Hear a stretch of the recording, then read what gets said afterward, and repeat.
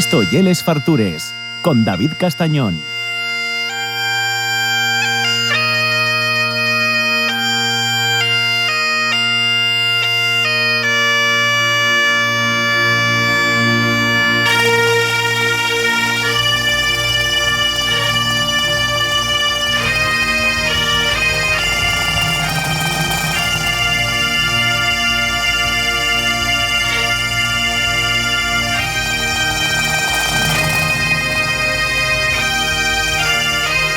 Bueno, casi estamos aquí de pie, voy a quitar la gorra porque si suena el himno, ya sabéis que la música escolla el invitado. Y este que tenemos, mira, me parece muy bien que escolla el himno de Asturias porque este es casi patrimonio asturiano, uno de los grandes cocineros que tenemos en Asturias. Ya yo creo que trasciende la gastronomía en sí y es una persona muy relevante que en su momento supo aunar lo que lleve tradición y modernidad y asentar un poco las bases de lo que estamos viviendo en la gastronomía asturiana a guaño. Debemos ir mucho. Diz que te has jubilado, pero yo mentira, sigue por ahí siempre metiendo el focico pa' bien, y yo prestábame que viniera aquí a charlar un rato porque son de estas personas que cuando fales con ellos, aparte de aprender, pues bueno, siempre te diz cosas muy guapas a las que hay que estar muy atento. Estoy con Pedro Morán de Casa Gerardo y oye, es un honor que te sean las fartures, préstame mucho. Pues oye, pues a mí igual, yo realmente la definición de fartura es una cosa guapa y yo soy de los que me gusta fartucarme comiendo. Aunque tengo una edad ya que no debo de pasarme. Bueno, pero hay mucho entrenamiento ahí, ¿eh? Pero realmente yo creo que eso va con la profesión y con la edad, ¿no? Hay gente que dice que lo de las farturas que es peyorativo y tú dices, ¿por qué? Si fartucase de ciertas cosas es bueno. Hombre, claro que es bueno, y además yo creo que además de estas frases antiguas que pueden pertenecer al bable o no pueden, pero son antiguas, pues son muy bonitas y recuerdan la juventud. Ya con mi edad, pues cada vez que se recuerda más la juventud, pues más contento estoy. Bueno, esto te lo preguntaron 1000 veces, pero Casa Gerardo, 1882. Tú, ¿qué era tu bisabuelo? Mi bisabuelo Demetrio fundó la casa, que es una casa de ventas. Era una casa de ventas que estaba entre Avilés y Gijón, en la antigua carretera que une a las dos ciudades, y estaba equidistante entre las dos, a 14 kilómetros de Avilés y a 10 de Gijón. Y era el punto neurálgico del concejo de Carreño, donde realmente era una especie de hipercor de la antigua. Estaba el médico. Yo precisamente nací en la habitación donde el médico se hospedaba en mi casa. Paraban las diligencias, se vacunaban los perros, había peluquería, había baile, había mercado. Yo de guaje nací en el 53 y se vendía en la tienda bar que había en aquel momento, Bar Chigre. Pues claro. Sardines salones, alpargates, de todo. Había absolutamente todo. Era una especie de hipercor o de centro comercial que poco a poco, al estar ubicada tan eso, pues era más o menos la que surtía a la zona rural del concejo de Carreño.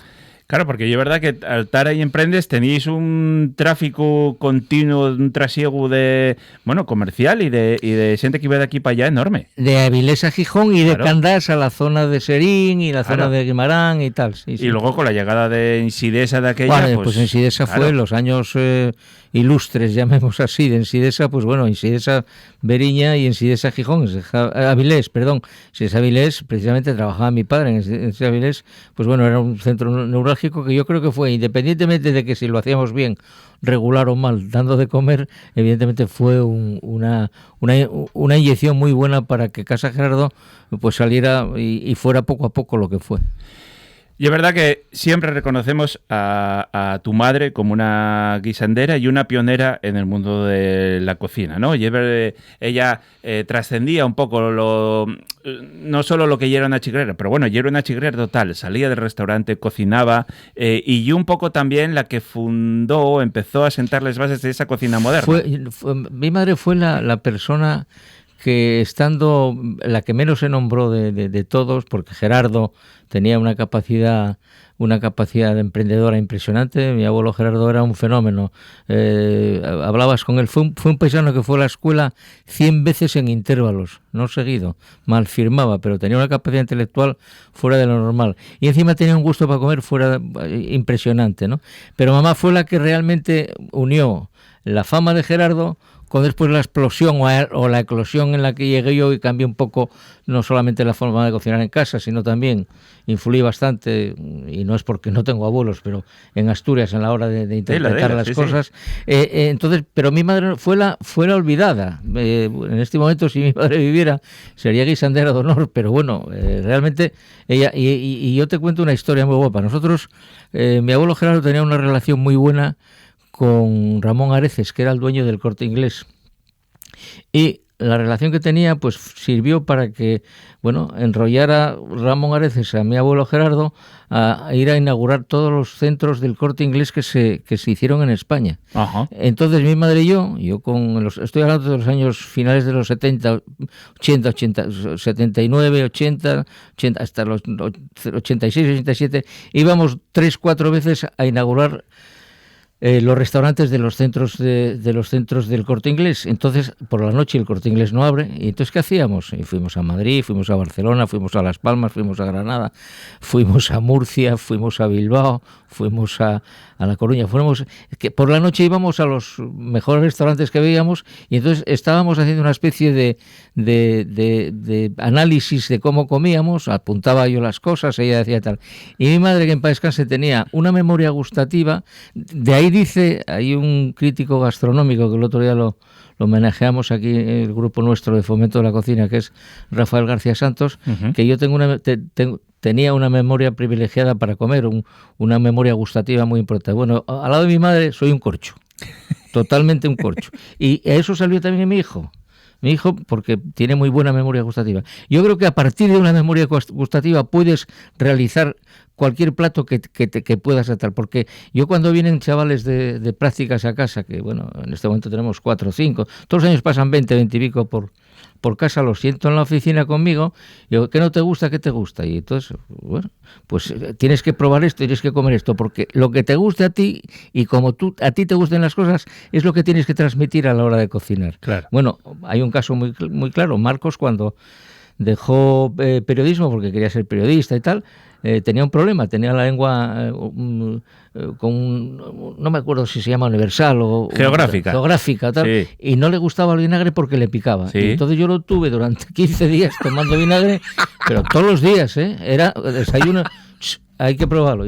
Y a partir de... ¿Por qué? Porque las constantes vitales se hacen a base de pasión y de ganas de hacer, ¿no? Y al final, pues bueno, es así. Bueno, pues mi madre fue la verdadera... el pilar fundamental de Casa Gerardo fue Ángeles Quirós. Y es verdad que hubo un cambio, una eclosión en la cocina española, ¿no? Y cambió el mundo. Pero alguien tenía que, de alguna manera, enlazar lo que ya era la cocina asturiana tradicional de toda la vida y dar esa modernidad. Eso era un camino nuevo que nunca nadie antes hiciera. Y ahí vosotros sí que fuisteis capaces de dar ese paso y apostar. Porque vosotros podríais apostar por, yo qué sé, hacer cocina francesa, ¿no? A la asturiana. Sí. Bueno, pero hay un tema fundamental. Yo soy coetáneo, aparte de muy amigo, tengo algunos años menos que Juan Mari, que Pedro, que Carlos Arguillano, que Ramón Roteta, que toda la eclosión de la nueva cocina vasca. Pero al final yo quise dar una vuelta. ¿Por qué? Porque en aquel momento tenía ilusión, tenía ganas y quería demostrar que en mi casa se hacía algo más que crema, fabada y arroz con leche, que era la sota, cabello y rey que yo vendía. Uh-huh. Entonces, ¿cómo hice? Pues yo en los años 80 y pico empecé a hacer menús de degustación, y el último plato era fabada.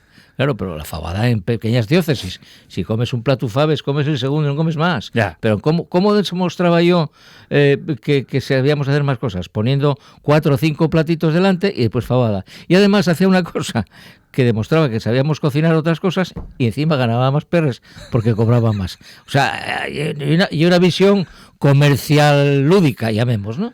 Bueno, pero ahora que tanto de moda el menú al revés y todas estas historias, vosotros hicisteis de una forma natural. Yo, la primera vez que fui a Casa Gerard decía, ¿cómo es comer la fabada al final del todo? Sí. Y luego el arroz con leche. Y cuando me lo explicasteis, bueno, pues he entendido. Claro. Y por eso después todo viene enlazado. ¿Sabes por qué? Porque está estudiado. Por eso después rebajé les faves. Hice les faves muchísimo más livianes, que hubo un momento en la que querían echarme de Asturias, porque joder, y que son faves lavadas o faves tal, ¿no? Y ahora resulta de que desde que yo empecé a trabajar y a decir que hacía les faves con fava fresca y tal, ahora el 90% de los restaurantes de alta cocina, casi el 100%, y el 90% de los restaurantes tradicionales hacen esa fava. Hay una serie de ventajas que tiene la fava fresca que no la tiene la fava seca. Fundamentalmente una, que la fava seca te pueden engañar porque te pueden meter una del año pasado y otra del anterior y otra de tal. Yo cuando iba con mi abuelo a comprar en los años 70, 80 por la zona de Puente San Martín, Ilanio y tal, que hay unas faves de la de Dios, pues hasta me engañaba metiéndome piedras en los sacos de faves, macho. Iba con la 4L, me cago en la puta y tal. Y entonces, bueno, y eso si eres de este año, si eres del año pasado por irles a remojo, después tienes otro hándicap que es el porcentaje, el agua, la salinidad que pueda tener el agua, el cal que pueda tener el agua. Hay una serie de condicionantes que, sin embargo, con la fava fresca, al ser la fava se cría en su agua de vegetación, no tienes falta de echarles a remojo. Hay una serie de cosas muchísimo tal. Oye, después, el que sea tan técnico y tan tal, que sepa, y que está ahí seca y está ahí, yo normalmente conozco, pero realmente es una ventaja. Yo discuto con toda la gente de la IGP asturiana de fava y digo, tenéis que buscar sería la fórmula maravillosa para que la fava asturiana saliera de madre y dejarse de tal. ¿Qué hay que hacer? Tienes que tener un seguimiento y tienes que tener una serie de condicionantes y evidentemente, claro, si tú las faves y arráqueles de la planta y descachínesles, tienes que tener gente para después meterles a congelar para que no haya un tiempo de deterioro entre una cosa y otra. Pero bueno, eso hay que hacerlo con el tiempo. Bueno, en cuanto a comercialización, sería una forma de mejorar mucho. Y viajan solas en congelador, no hay ningún problema. Aparte que no se deterioran, te duran un año y pico, perfecto. Y después hasta 2 años, un poco menos tal, pero perfecto. Ya, yo no lo sé, es lo que propuse. De todas formas, que se haga o no se haga, eso es cosa de bueno, está bien. Ahora tienes que estar en nada de repunar. De ir allí. No, repunar no, porque tú quieres creer que te lo juro, yo salgo a comer casi todas las semanas, una vez o dos, y nunca soy repugnante para tal. Oye, ni suelo criticar. Por los ahora cocineros... voy a comer contigo y hago un análisis. Y digo, tío, estoy así, yo creo que ya así y tal. Pero no le llamo la atención a la gente porque bastante hace hoy día. Cree que sabe de comer todo Dios y es mentira. Lo primero que hay que saber para comer hay que saber cocinar. Y a partir de ahí ya tienes una cantidad de ventajas ganadas de la de Dios. No, coño, yo como si me pongo... Yo a baloncesto no puedo jugar, porque voy a los 64. Tengo que jugar de balón, como mucho. Entonces, de cocinar, joder, si sabes hacerlo, házmelo mejor. Claro. ¿Entiendes? Es así. Bueno, y que vivimos en una época en la que, lo que falábamos hace un minuto, ¿no? Que todo el mundo sabe de todo y todo el mundo lo critica todo, y ahora tenemos acceso a explicarlo a todo el mundo. Porque... Yo siempre digo, zorolos hubo toda la vida, lo que pasa que ahora haylos con altavoz, ¿no? Y a veces nos creemos con esa importancia de ser yo. ¿Tú cómo me vas a dar a mí? Yo te voy a hundir tu local. Dices, no, perdona, hay que tener además amparándose en el anonimato, Sí. Eso es lo jodido del todo, O sea que no, pero sí, bueno, pues al final la gente no se da cuenta de que está jugando no solamente con la sensibilidad de una persona y con la profesionalidad de una persona, está jugando con la profesionalidad de una persona y con muchas familias que pueden ir detrás. Yo creo que si vas a un restaurante y no te gusta, con no ir la siguiente vez y no volver, oye, no me apetece porque no me convenció. Ya está. Punto. Pero no hay por qué decir, es que tal, es que cual, es que tal, porque ahora somos todos críticos gastronómicos. Sí. Pero parte de esta culpa... y ahí yo tengo mi porcentaje de culpa, la tuvimos nosotros en los años 80, cuando tú me decías antes que empezó toda esta revolución de la cocina, con el tema de la nueva cocina vasca y tal, que nosotros los cocineros buscamos la conexión con el exterior a través de los periodistas, que de aquella, yo me acuerdo, yo en el año 82 hice el centenario de Casa Gerardo y vinieron aquí 30 y pico cocineros de toda España, los traje en avión, bueno, me costó un huevo y la mitad del otro, bueno, pero empezaban en aquel momento la evolución, pero a partir de ahí hubo una cantidad de gente que se apuntó a ser periodista gastronómico de la Dios, y para ser periodista gastronómico o gastrónomo tienes que tener dos cosas. Lo primero, tener mucho dinero, porque cuesta un huevo y la mitad del otro comer en los restaurantes. Y lo segundo, tener paladar. Y el paladar no creas que se hace, pero no, o naces o tienes que ir haciéndolo poco a poco. Entonces, claro, al final muchas veces, pues la gente digo, coño, y no hay derecho a que se castigue a un pobre empresario pequeñín, un cocinero que le gusta, con una ilusión y tal, como tampoco hay derecho a que de repente del cero al infinito suba y al final lo que vas a hacer con ese chaval va a ser pegarse una castaña y deshacerse totalmente y desaparecer. No, las cosas tienen que ir despacio como las cosas de Palacio. O sea, tú para llegar a un estatus tienes que ir piano, y después de que tengas una base de 10, 12 años ahí funcionando, oye, ya es un restaurante, ya tal, porque está ocurriendo y lo ves tú, joder, tú ves perfectamente, coño, el tema de Madrid Fusión, los nuevos cocineros, pues empezaron ayer, ¿con quién empataron, tío? Y ahí tiene también un poco de culpa alguna guía. No me voy a meter con las guías porque tengo un restaurante y mi hijo lo paga. Yo ya estoy jubilado y cobro la jubilación. Pero es que es así. Yo tengo el defecto de que digo lo que pienso. Así me dieron castañas en la vida. El problema muchas veces de esto es que de aquella época, que es verdad que endiosamos y endiosasteis también a muchos periodistas gastronómicos, eso se vio como un estatus de ir a comer por ahí y, bueno, hedonista, era una cosa preciosa, ¿no? Claro. Ahora pasamos a un modelo en el que tú abres un restaurante. Marcos sí, bueno, Marcos no, porque no cuenta, pero mañana, yo qué sé, alguien que tú conozcas de la familia, que no vaya con el apellido Murán, pero abre un restaurante nuevo y o pagues una esencia de comunicación o ya inviable que llegue donde tú estás con Casa Gerardo. Bueno, y esa es otra trampa. Claro. Ahora hay muchos establecimientos, muchos restaurantes que tienen una agencia de comunicación y de repente están todo el día en las redes, todo el día en los periódicos y tal. Y eso es malo. Yo creo que es malo porque es estar engañando. Estar engañando, lo primero que engañas a ti mismo, punto primero. Lo segundo, al cliente. Y lo tercero, al final suele resultar mal, o hay alguno que tiene mucha pasta y llega y de repente, coño, 2 estrellas, 3 estrellas, aquello y tal, ¿y por qué? Y vas ahí y tú, vaya, ¿pero qué es esto? Ya. Y la gente que te está jugando con el huerto que tengo allí, y el huerto da para comer 25, sí. Y esos 25 comen en 2 días o 3. Sí. Está huerta, ¿eh? La lechuga esta que no, está de mi puerto. Yo vas al huerto y cago en su madre, está todo pelado. ¿Qué es esto? Como el kilómetro cero. Hoy día en las distancias son 24 horas de Australia a España. Pero no me cuenten a mí bobadas. Está bien defender lo tuyo, claro, y defender tu tierra y tu idiosincrasia como profesional y tal, pero oye, es que el kilómetro cero que lleve, y si está en vez de a 1000 metros a 1300, ya no hay kilómetro cero. Sí. ¿Con quién a qué jugamos? Lo que pasa es que ese discurso oye mucho de cuando había muchos perres, cuando a ti, yo qué sé, pues te iban los directivos de Insidesa y había grandes botellas. De hecho, la tarjeta, sí. Efectivamente, cuando había perres allá de Güello, ¿tú qué querías? Pues traer siempre el mejor caviar o los mejores langostes, bugres, lo que hubiera. Ahora, como hay menos perres, como los que vamos, tenemos menos perres, hay que volver a ese discurso también. Hombre, claro, no cabe duda, pero al final hay que darse cuenta de que hoy día lo que tienes que hacer es una cocina digna y una cocina que transmita lo que tú haces en tu casa. Y yo siempre digo a la gente, a mi gente, vamos a ver, tenéis que daros cuenta de que un cliente tiene que comer como os gustaría comer a vosotros. Y a partir de ahí ya está, porque quieras o no, el concepto de arte, no arte, dentro de la cocina, no sé cómo se puede definir, está en la mitad de la definición, pero algo hay, el transmitir eso, aparte del buen servicio, aparte de la buena vajilla, aparte, claro, sentar a una persona en un establecimiento de un nivel como puede ser el mío y tal, ya cuesta mucho dinero, nada más sentarlo, ¿eh? Claro. O sea, porque claro, yo tengo 18 personas en plantilla. Sí, sí. Y tengo 18 personas en plantilla que hoy a lo mejor comen menos gente que cocineros tengo en casa y de camareros. Pero ¿qué pasa?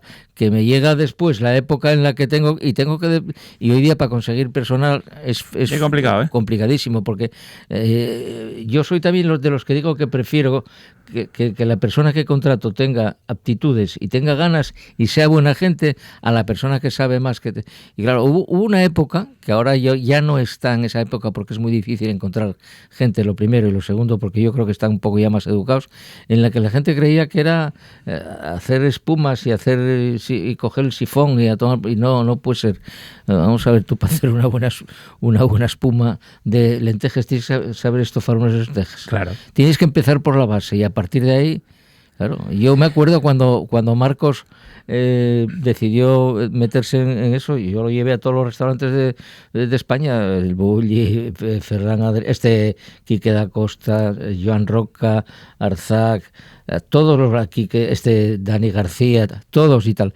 Pero cuando yo decía, oye, que fregue como el primero y que llegue. Hay una anécdota, si tengo tiempo para contarlo. Sí, cuenta. Hay una anécdota, me acuerdo cuando lo mandé a Hilario Arbeláez, a Zuberoa, somos íntimos amigos, y yo, Hilario, dale caña, que joder, que el tío tiene que aprender y tal. No te preocupes. Bueno, total que llegan el primer día y entraban a las 9 y Marcos estaba ahí a las 8:30 y a las 9 menos 20 llega Hilario. Marquitos, ¿qué? Buenos días. Bueno. Al día siguiente llega Marcos otra vez a las 8:30. Hilario llegó 9 menos 25 y le dijo, Marquitos, el primero que entra aquí soy yo, así que no me toques los cojones y mañana, como mucho, vienes a menos 5. Pero el primero entro yo. Bueno, pues quiero decir con eso que cuanto más, y Marcos cuando estaba en partida fregaba la parte de cocina que le correspondía y como tiene que ser, claro. Porque vamos a ver, el jefe tiene que saber hacer todo lo que hace, el que menos fai y el que fai. O sea, que tiene que ser así. Y es verdad que vosotros dos, padre y fiu, tenéis personalidades fuertes y marcáis. Sí. Eso a vosotros trabajando, nunca lo escondís, decís, somos padre y fiu, pero discutimos aquí como el que más y a veces cada uno tiene hasta su visión. El relevo fue mucho más natural de lo que a veces desde fuera parecía, ¿eh? Mira, te voy a contar una historia. Es muy difícil que ahora ya menos porque ya me meto menos, ¿no? Aparte de que Marcos tiene una cantidad de cosas, entonces ya no me meto en tal, pero era normal al día 4 o 5 discusiones de les gordes, incluso a veces de coger yo y marchar para casa, y a los 10 minutos, oye papá y tal. Bueno, era normal, pero bueno, había una persona que estaba en el medio, que era mi mujer, que estaba en recepción, que era la que aguantaba, pero también coincidimos con mi madre. Hubo una época en la que... Entonces aquella era pero hay respeto. ¿Y sabes por cómo se saca eso adelante? Muy fácil, porque quieres un fin común importante. Entonces, al final, hay que ceder y ir poco a poco. Tal. Yo siempre que van, ahora que estamos haciendo bodas, y bastantes, por cierto, cuando van a hacer la prueba de boda, les digo a los novios, vamos a ver, guapos, mira, yo voy a hacer 50 años el año que viene casado, caséme con la misma, sigo con la misma y trabajé con la misma. Pero esto es todo un contrato de cesiones. Hoy cedo yo, mañana cedo yo, pasado cedo yo, y en esto salta la moza. Bueno, alguna vez tendré que ceder yo. Tardaste 3 veces en diciembre, ¿entiendes? Tardaste mucho, guapa. No, a lo mejor la segunda tienes que ceder tú. Y es que es así. Cuando tú quieres un bien común, como los amigos, ¿cuántas veces tú tienes que aguantar cosas a tus amigos? Claro. Que no me apetece, me están haciendo despijas. Pero sabes que mañana, joder, gústate tomar una cerveza con él o una botella de sidra, ¿entiendes? Entonces ya sí. Claro. Esta vida y un contrato de cesiones para tener una buena relación entre todos. No hay otra historia. Vosotros es verdad que sois el estrella Michelin más antiguo de Asturias. Sí. Y en estos años, en los tuyos y luego ya también en la transición con Marcos, el negocio creció. Empezasteis con bodes, fuisteis a los Hispania, pues a Bruselas, Londres. Tenemos convenio con Hispania en Londres, 3 establecimientos, en Bruselas, 1 y en Vietnam, que tenía que ir ahora Marcos Vietnam, pero con la tema de Bush y compañía, pues tuvo que esperar a ver, porque claro, está muy bien ir, pero ¿y cómo vuelves? Claro, no sabes claro. No, bueno, veo a veces en redes sociales que va para allá y bueno, pone unos vídeos aquello y impresionante. Sí, no, bueno, está en la zona de Vietnam, es en Nha Trang, que es la Marbella de Vietnam. Y lo que pasa, claro, y que eso y un día para allá y otro día para acá, o sea que y un tema tal. Pero bueno, oye, ¿qué ocurre? Que bueno, que tienes que hacer cosas muchas veces porque te apetece, y bueno, y después si encima son remuneradas, joder, pues ¿qué más vas a hacer? Claro. Lo de Londres es un bombazo. El Hispania no es porque lo diga yo, pero es el mejor restaurante de España que hay en Londres, con diferencia. Además, es un espacio maravilloso en el centro de Londres, y aparte de todo eso, pues bueno, pues damos de comer muy rico. Uh-huh. Puedes comer cualquier cosa española y bueno, la diferencia no es muy grande con respecto a nosotros, ¿eh? Se come francamente bien, no es por nada. Y a un precio, bueno, Sí, que a no un está precio, muy desmadrado, no sé si estarías, pero no. Yo estuve en el de Bruselas hace años. Sí, bueno, en Bruselas ya es más, yo creo que es más gastronómico, pero Hispania es un restaurante español, asturiano. Que puedes tapear, sí. Puedes tapear y sí. Encima es una gozada de tal. Y encima hay un personal maravilloso. Uh-huh. Repítote, y es la estrella Michelin más antigua de Asturias. No vamos a hablar de guías, no te preocupes, pero mantener eso con ese nivel, cambiando Madre, Pedro y Marcos, manteniendo esa calidad, y es muy difícil, ¿eh? Es complicado porque, y más que nada, yo evidentemente si en el 91 que me dieron la estrella tenía una estrella, ahora tengo 3, pero no, ya sí. Más que nada porque la Michelin tiene una forma de puntuar de una manera muy especial, porque tú ves estrellas Michelin con una infraestructura de 5 mesas, un cocinero, una chica y tal, y ves estrella Michelin, como puede ser el Balneario, Casa Gerardo, con su sumiller, con su tal, claro, entonces al final no sabes lo que... ¿Qué ocurre? Que bueno, yo creo que tengo la suerte de que soy una estrella Michelin muy consolidada, porque la popularidad que tengo y la clientela que tengo lo soportan, ¿no? Independientemente de que también, si quiero jugar a eso, también sé jugar, pero a mí apetece más jugar a hacer las cosas bien, y que, oye, no... Y encima hay otro tema, yo nunca tuve una empresa de comunicación detrás en la vida. Ya. Que ahora hay alguno, y en Asturias la tienen, ¿eh? Sí. Hombre. O sea, yo no... No, casi todos. ¿Eh? Casi todos. Pues yo no. Vale. Ahora, oye... Pero llevamos la segunda estrella en Casa Gerardo, y era una cosa históricamente. Yo, que cada vez que salgo fuera de Asturias, y yo esto es ya algo que siempre lo repito a todo el mundo, más valoro lo que cocinéis aquí. Históricamente nunca miraron para nosotros. Y una cosa que tú dices, voy a estrellas Michelin de por ahí, dices tú, entonces, ¿cuántos restaurantes asturianos deberían tener estrella Michelin? Es posible que sí, es posible. Y hay establecimientos que no tienen estrella y tenían que tenerla. Sí. En Asturias, varios. Pero bueno, oye, es una estrella privada que puntúa a su manera, y Cierto. Yo no me quiero meter en eso porque realmente no quiero. No me apetece ahora. Si no tuviera restaurante, a lo mejor te cogía a ti, oye, vamos a dar una vuelta por España y vamos a hacer tal. Que fue una de las cosas, cuando comentábamos antes de los críticos gastronómicos, fue una de las cosas que hacía García Santos, con todos los defectos que haya tenido. Él recorría España, toda España, tío, recorría toda España y hacía su guía. Y podía meter la gamba, sacar la gamba, echar gente de los establecimientos porque los echó, y meterse con los cocineros e insultar y lo que tú quieras, pero lo hacía él. Claro. Y la autofinanciaba él. Claro. Entonces, mutis al foro, Sí, ¿entiendes? sí, Ese sí. es el tema. Pues hubo una guía muy importante que fue Gourmetur, que empezó muy bien, y después al final, como tenía un inspector en cada autonomía, tú venías a Asturias, lo que tú decías hace un minuto, venías a Asturias, coño, un 7,5 Casa Gerardo, y ibas a Málaga, Un 9. donde veraneaba el dueño de Gourmets y tal, 9. Yo, ¿qué es esto? Claro. Pero bueno, ¿qué es? Con perdón de la expresión, caí entre los huevos al suelo. Claro. Digo, ¿a qué juego yo? ¿Entiendes? Claro. O sea, que las guías, yo creo que hubo un momento que fueron importantísimas. En este momento bueno, siguen siendo importantes. ¿Por qué? Porque te da imagen, porque consigues más bodas teniendo estrella que no teniendo estrella. Hay una serie de condicionantes que tal, pero bueno, al final, historia de la gastronomía total. Porque es que ahora mismo hay gente que estáis trabajando mucho, que viajáis mucho, que conocéis muchos establecimientos y que estáis dando valor a este tema. Pero bueno, antiguamente, pues bueno, hay camiones aquí, vamos para que se come bien. O sea, que ya sí. La cultura de la gastronomía fue a través de eso. Y después de tantos años,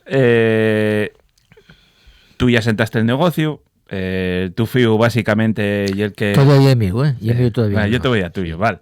Él sigue ahí de director, pero el que si vienen a por el restaurante es Yemiu.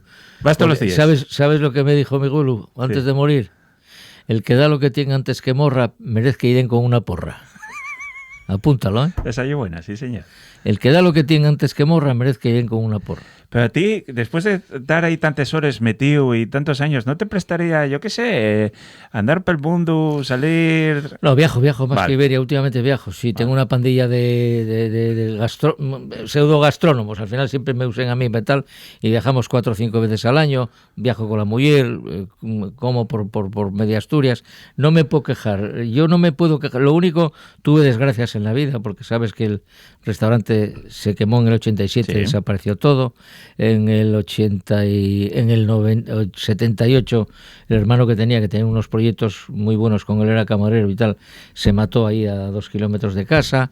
Y después, a los 2 años justos, vino un coche y atropelló a mi abuela, la mató. O sea que pasamos por muchas cosas, por una serie, pero al final la vida no me trató mal. Puedo decirte que ahora mismo vivo francamente bien. Una de las grandes alegrías que tuve en mi vida fue cuando Marcos dijo: quiero seguir con esto, y bueno, para mí fue pues el día más emocionante de mi vida, porque tú fíjate ahora mismo establecimientos que hay maravillosos como Puel de Abel, Asador de Abel, que tuvo que traspasar, que ahora lo lleve muy bien. Sí, con Javi, sí. Javierín lo lleva francamente bien, lo hace muy bien. Pero fíjate, por ejemplo, José Ramón el del Arco, que ahora que entiendes, pues tiene ahí tal. Luis Alberto tuvo también la suerte de tener al hijo. Uh-huh.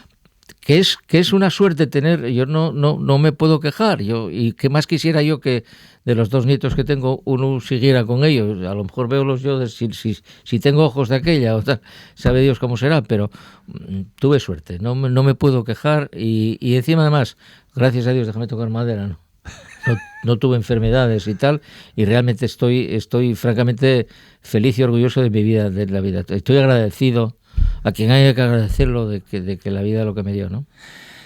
Pues no se me ocurre mejor manera de acabar la entrevista. Yo agradecerte la visita, muchas gracias. Hombre. Agradecerte tanta felicidad durante tantos años yendo a comer allí, y siempre hay un gusto cocinar. No, yo lo que sí te puedo decir es que yo intento todavía.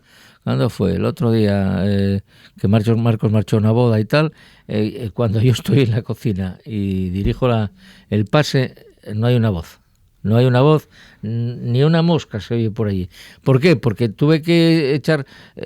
hay una historia, estoy enrollándome más. Hay una historia muy guapa que llegue. Mi nuera, la mujer de Marcos, empezó a trabajar en mi casa de la escuela de hostelería, y después, trabajó, la empleamos allí, y pues Marcos se casó con ella. Bueno, pues me vio tirar más de 1 y 2 platos porque no me gustaban cómo salían. En el pase, cuando yo cantaba y tal, tirar el plato, que el plato cuesta, y tal, y el trabajo de tal. Quiero decir que tiene que haber disciplina, tiene que haber rigor, y es lo mismo que coman 10 hoy, que coman 100, tienes que estar siempre con todo el día, con todo las pistolas cargadas, porque si no, yo creo que en la vida tiene que ser así, a pesar de que te puede perjudicar un poco la salud, pero bueno, haces un poco de ejercicio y te pasa.